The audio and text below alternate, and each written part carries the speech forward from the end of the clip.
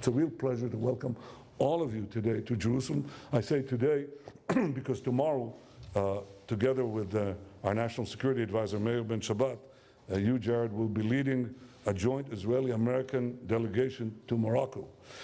This is a groundbreaking visit that will expedite the normalization of relations between Israel and Morocco. And I remember, Jared, back in 2017, when President Trump first called upon you to advance his efforts to bring peace to the Middle East, all the experts, the so-called experts, belittled your appointment. By the way, I ask you, don't take it personally, they do it to me too. Now, you can say, I can say, how wrong these naysayers were. Because over the years, I can tell you, I've met countless individuals from different countries who've tried to advance peace in the Middle East. Many were appointed by their government, some were appointed by international organizations, and some appointed themselves, okay? And they all espoused noble values, noble intentions. They all sought to leave their mark, but few, I think none actually, had greater success than you, Jared. President Trump's Abraham Peace Initiative has already created a whole series of breakthroughs: peace with the United Arab Emirates, peace with Bahrain, peace with Sudan, and now peace with Morocco. That's 4 peace agreements in a few months. There'll be more to come. I believe many more, if we pursue these policies. And in doing all this, Jared, you successfully reinforced American leadership in the Middle East and in Middle East peacemaking. And I think you greatly enhanced America's standing in the region. Now, in addition to advancing peace between Arabs and Israel, Arab states and Israel, you also took a pivotal role, had a pivotal role in President Trump's peace plan. It's the only realistic peace plan that has been presented so far that addresses Israel's fundamental national security interest and other interests. So for all these accomplishments, for the Abraham Accords, and for so much more, you can be proud of your contribution to normalizing Israel's relations with the Arab and Muslim worlds and for peace in the Middle East. I want to thank President Trump for his staunch support and leadership, for all he has done for the state of Israel.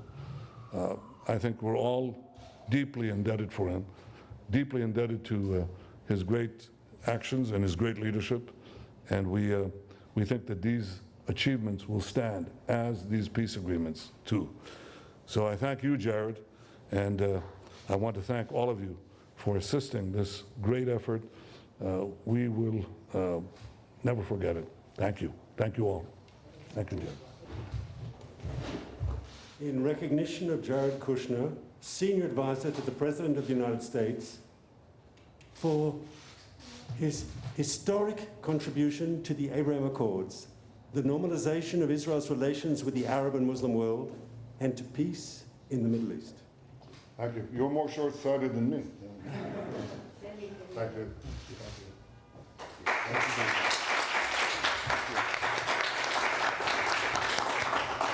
Thank you very much, Mr. Prime Minister, for all of the incredible time we've been able to spend together working through some very complicated challenges. And while I knew you before I got into my government service, I have to say that over the last years I've gotten a chance to know you very, very well. And it's been an absolute honor and a pleasure. And through all the experiences, we've challenged each other, we've learned from each other, but we've been able to create a new framework that's bringing a lot of progress to Israel and to the entire world. And I think that, even above the positive sentiments, the results are what really matter. And I do believe that together we've achieved some historic results.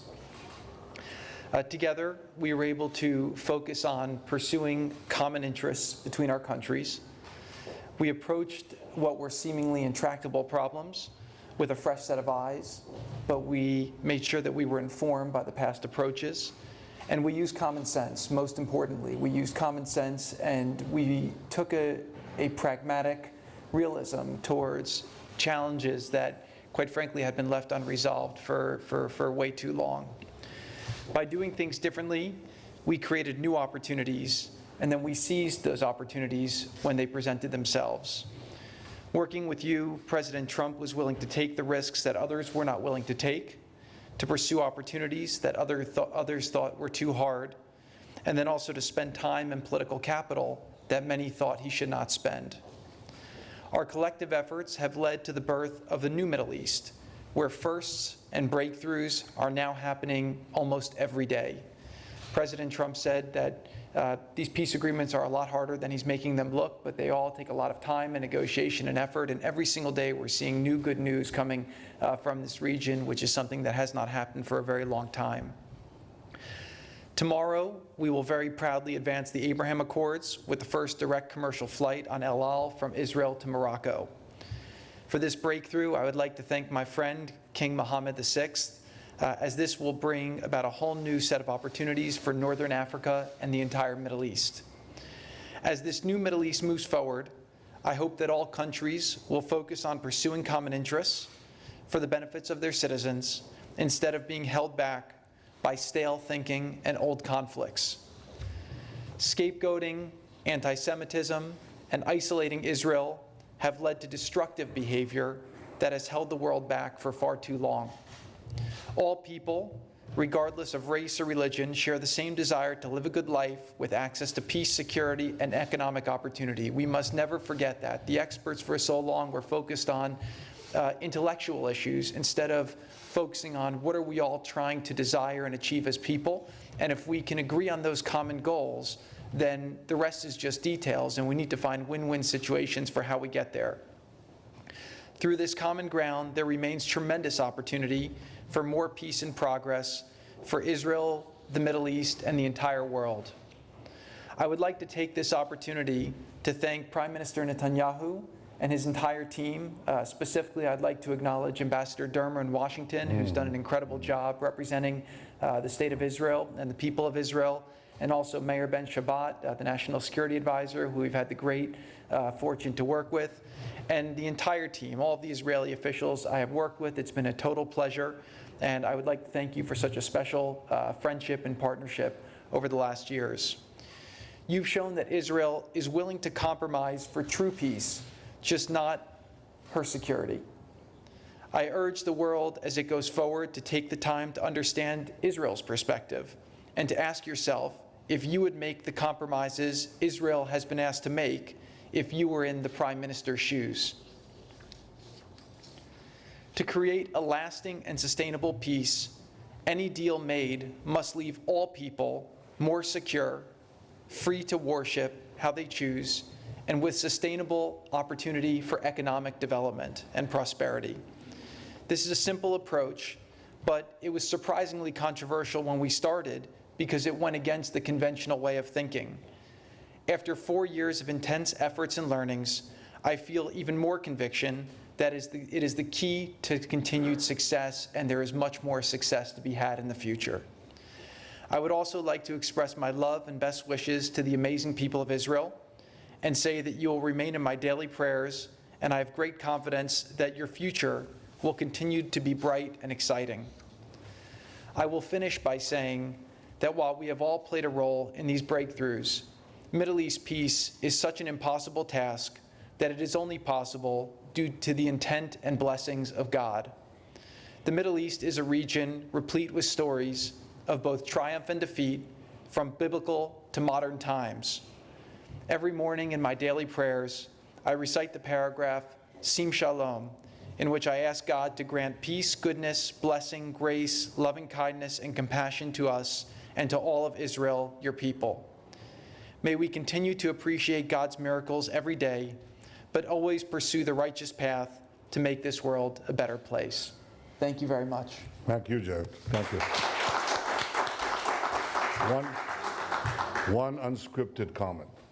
I just came from a meeting with the Foreign Minister of Portugal, Silva. And we talked about the Middle East, what is happening, these tremendous changes, and I spoke about the common interests that we have. First of all, the long-standing desire to block Iran's aggression, and what has been discovered in recent years and brought forward with full force by President Trump and you and your team, the ability to have economic well-being, and so many other things that change, as you said, daily life. You know, it makes life better.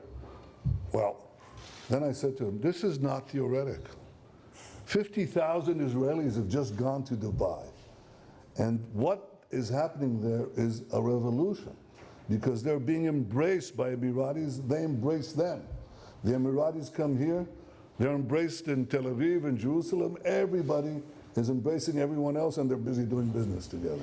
And the same thing now is going to happen in Rabat, in Casablanca.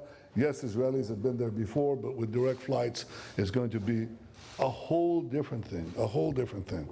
Now, I said there is one other component that people don't understand, but you'll see this happening.